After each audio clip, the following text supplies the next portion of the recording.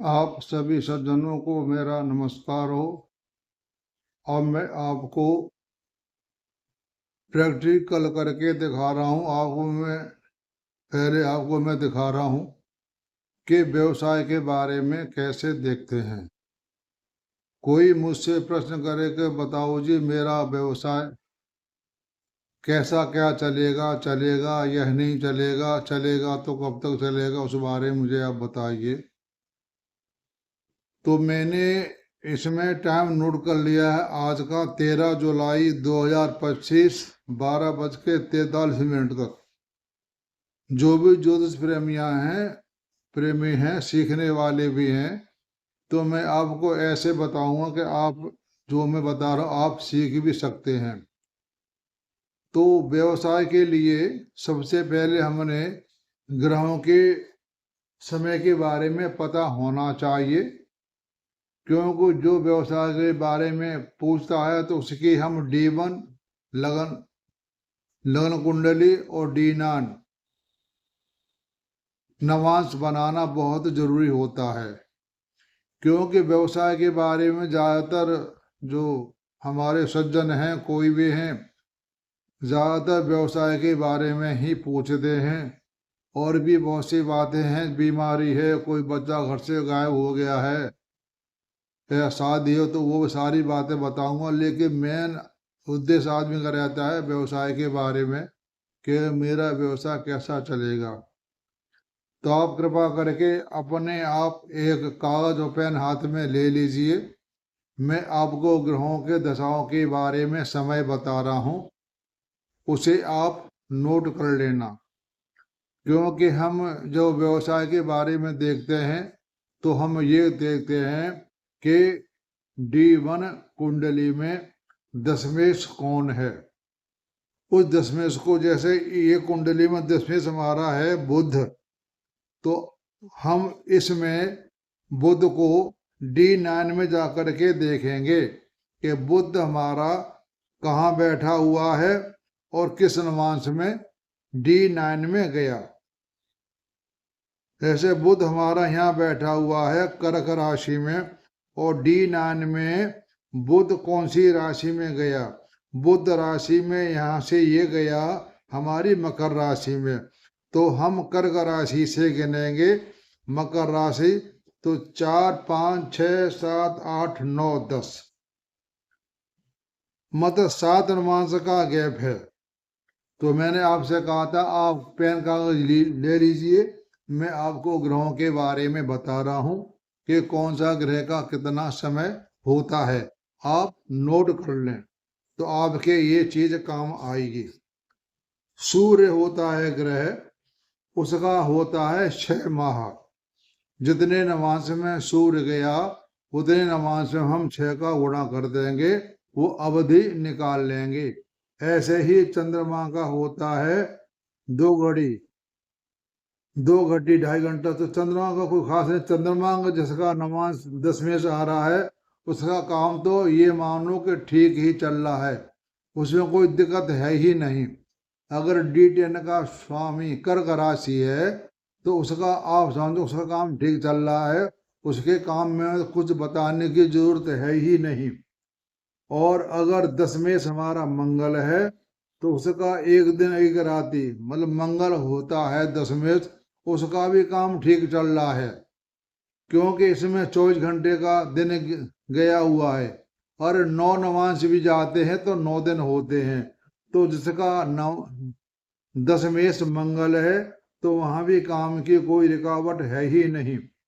और अगर नवमेश हमारा बुध आ रहा है, उसकी अवधि होती है 2 माह की। एक नवांश की अवधि हो गई 2 माह। जितने नवांश होते हैं उसमें 2 का गुणा कर देंगे, आप बता देंगे कि इसमें आपका काम हो जाएगा। फिर आता है आपका बृहस्पति। बृहस्पति का समय होता है 1 माह। जितने नवांश आए उसमें आप गुणा कर दें, उस समय में आपका काम हो जाएगा। फिर आता है शुक्र। शुक्र का जो हमारा होता है एक पक्ष, यानी 15 दिन का टाइम है। शुक्र जितने नवांश में गया हो 10वें शुक्र, उसमें आप 15 दिन का गुणा कर दें और महीने निकालने तो आप बता देंगे आपका कितने दिन में हो जाएगा। और हमारे शनि महाराज का है 1 वर्ष, सबसे ज्यादा समय हमारे लेते हैं शनि महाराज। अगर दशमेश हमारे शनि हैं तो उसका 1 नवांश 1 साल का होता है। सबसे ज्यादा समय हमारा शनि महाराज लेते हैं, क्यों? शनि धीमी गति से चलते हैं और अपना इनका समय लंबा होता है, इसलिए इनका 1 नवांश होता है 1 साल का। और राहु और केतु का, इसका तो हमें लेने की जरूरत है ही नहीं, क्योंकि राहु केतु को अपनी कोई राशि होती ही नहीं है। शनि का 1 वर्ष, सूर्य का 6 माह और बुध का 2 माह और बृहस्पति का 1 माह। ये मैंने आपको समय बता दिया। अब मैं आपको ग्रहों के बारे में भी बताऊंगा कि कौन सी राशि और कौन सा ग्रह क्या क्या काम करता है, उसकी भी वीडियो बनाऊंगा। वो भी मैं आपको दिखाऊंगा कि राशियों की और ग्रहों को कैसे देखा जाता है, उसकी भी वीडियो में बना के आपको दिखाऊंगा। उसके बाद आप वो नियम यहाँ पर लागू करना। सबसे पहले हमने D1 बनाई, इसमें है कन्या राशि। कन्या राशि शीर्षोदय राशि है। जब हमने कुंडली बनाई तो उसमें राशि देखें कौन सी है, तो कन्या 5, 6, 7, 8, 3, 11 ये शीर्षोदय राशि में आती हैं। जिस राशि में शीर्षोदय राशि लगन में है तो आपका काम मतलब हो जाएगा। वो कब होगा? अब हम चलते हैं D9 में। तो हमारा 10वें से है बुध। बुध 10वें से है और यहाँ D1 में बुध बैठा हुआ कर्क राशि में। अब जाते हैं D9 में। बुध हमारा कौन सी राशि में बैठा हुआ है? बुध हमारा यहाँ मकर राशि में बैठा हुआ है।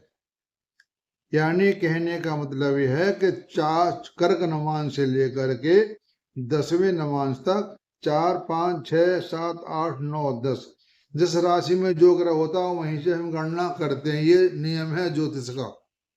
जिसी की हमें गणना करनी हो तो गिनती वहीं से करें। तो इसके हमारे हो गए 7 नवांश हो गए। बुध के होते हैं हमारे 2 माह। बुध के हमारे होते हैं 2 माह, यानी 7, 7 दूनी 14। इनका काम 14 महीने बाद चल पड़ेगा। तो ऐसे हम व्यवसाय के बारे में निकालते हैं। 10वें D1 में कौन सी राशि में बैठा हुआ है, D9 में किस राशि में बैठा हुआ है, उन्होंने नवांश का गुणा कर देंगे तो हम बता देंगे कि इनका काम 14 महीने में हो जाएगा। फिर हमने सारी बातें देखनी होती हैं कि केंद्र में त्रिकोण में कौन से ग्रह होते हैं। इनसे भी हमें बहुत कुछ पता लगता है। हमारे केंद्र में सूर्य, गुरु, शनि बैठे हुए हैं और त्रिकोण में चंद्रमा और शुक्र। ये कुंडली जिसने इस समय प्रश्न किया 13 जुलाई 2025 को 12:43 पर, तो ये कुंडली शुभ संकेत दे रही है कि इसमें केंद्र में सूर्य, गुरु, शनि बैठे हुए हैं और त्रिकोण में चंद्रमा, शुक्र। तो यहाँ से हमें पता पड़ता है इस कुंडली में कोई ऐसी खास रुकावट नहीं है, थोड़ी रुकावट है। वो 14 महीने में इनका व्यवसाय चल पड़ेगा। ऐसे हम देखते हैं व्यवसाय। तो मैंने आपको सारी बातें बता दी। सबके ग्रहों के बारे में मैंने आपको समय बता भी दिया है।